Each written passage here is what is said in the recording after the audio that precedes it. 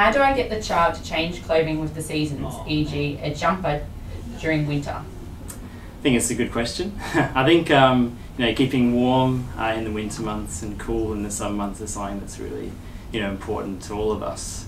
And I think we want that same kind of thing for the kids that we're taking care of or the kids that we're supporting. I think what we also know is that when you've met one child with autism, that you've met just one child with autism. So the particular kind of concerns or difficulties around helping the child wear appropriate seasonal clothing can be really different from child to child. And the particular skills that we need to teach particular childs in particular environments can be really varied and different as well, because it is such a great spectrum, and it is so different from child to child. I think if we're looking at particular examples maybe of the particular maybe difficulties or concerns, it could be related to maybe perhaps a motor planning type of issues, so in terms of planning, organising and sequencing movements in our body and space. And so if we think about appropriate seasonal clothing, there might be really like their jackets that are particularly difficult, if they've got particular buttons and zips that are really difficult to do.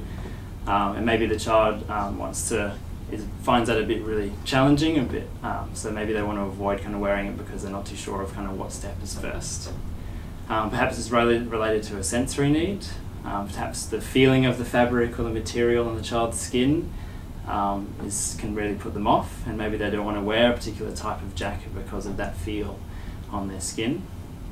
And perhaps it's just related to not seeing maybe the bigger picture as well of kind of why they need to wear particular certain items of clothing.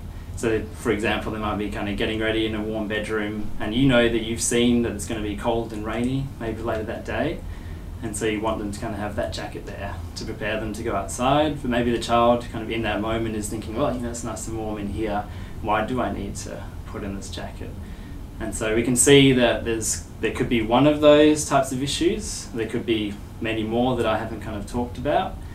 And so it could be related to one of those or many that are going on for a particular child. So I think first step first is kind of got to put our detective hats on and kind of think kind of what we need to do for this particular child and what skills we need to teach. What's going to be consistent across all of our kind of approaches when we've really done that really good detective work is our use of visual supports and our use of visual aids and really kind of teaching and consolidating new skills or getting that kind of message across to our kids. So in that example that I used with the kind of communicating the need to wear a jumper if it's going to be cold and rainy later that day, we might use a social story, which can kind of help give a bit of context and a bit of the bigger picture information across the child that, this is why it's important to wear a jumper, and maybe this is what's in it for you afterwards as well if you do a really good job. It might be related to kind of having a task and breaking it down into its kind of smallest chunks as well. So it might be a visual for each tiny step of the task of putting on a jacket. And so, you're really kind of breaking it down and setting the child up for success by having those visual supports there. Because I think if we think about, verbal information and verbal instructions kind of come and go, but visual supports are something that's really concrete and it's kind of like a constant reference point for our kids. And so it can really help as like a stepping stone in really teaching some of those new skills for the kids. And it's almost just like one less thing for the child to worry about as well if they know there's something there that they've got a constant reference point to. Great, thanks for listening.